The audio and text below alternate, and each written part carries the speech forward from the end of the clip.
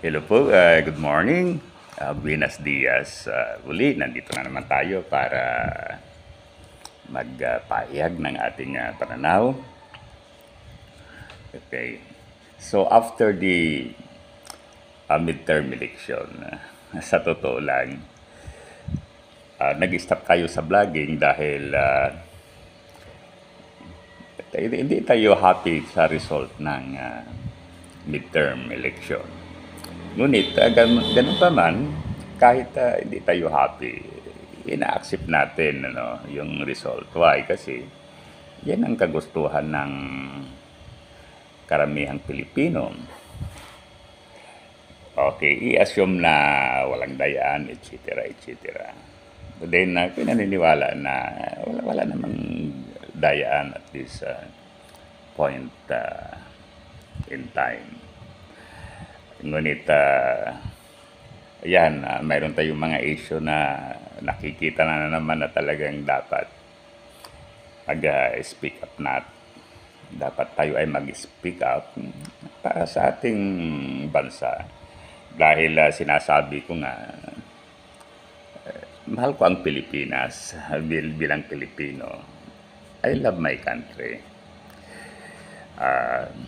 Nagsilbi tayo sa government, sa DepEd, then retired na tayo, but then dapat continuous pa yung pagserbisyo natin. Maybe in this little way by sharing, etc., etc. Okay.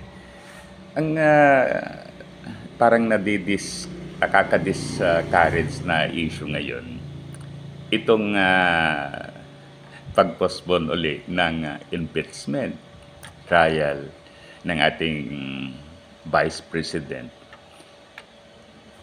ng Senate President. Yan ay si Chis Escudero. Last February, talagang ang daming mga pandyan, debate, daming mga komento na kini-question yung postponement. Ngunit hindi nga na-postdraw yung impeachment trial na yan dahil ang sabi ni Senate President Escudero ay on recess na ang Senate pagkatapos most of the members are busy sa kanilang pagkumpanya, especially doon sa mga seeking for re-election. So, maraming tumutol, ngunit ganun pa man, nanaig yung kagustuhan ng Senate President. So, it was postponed. Pagkatapos, sinabi niya na yan, ngayon, it would be by June 2. Okay. Ngunit, dumating yung June 2, sabi naman niya, June 12, if hindi ako nagkakamali, I think, June 2 or June 12 or June 11.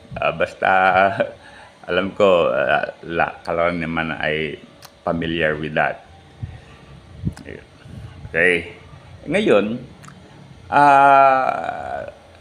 sa tingin ko, talagang ang pinaka-reason why pinopospone yung impeachment trial ay dahil lumalabas na yung kulay nitong si Chis Escudero na siya pala ay pro-Duterte senator. Siguro, siyempre, wise din ng tao niyan. Actually, believe ako dati dyan, pero sa ngayon, hindi na kita iboboto Senator Chis Escudero. Okay, kasi talagang napuno na rin,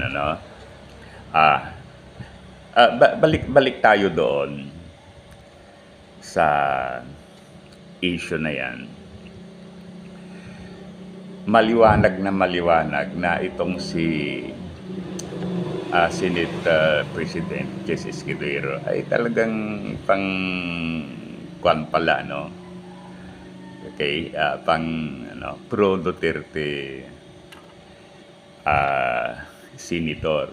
Siguro ang iniisip ng mga ito ay walang iba kundi yung kanilang political future. Okay. Pagkatapos, as a result of this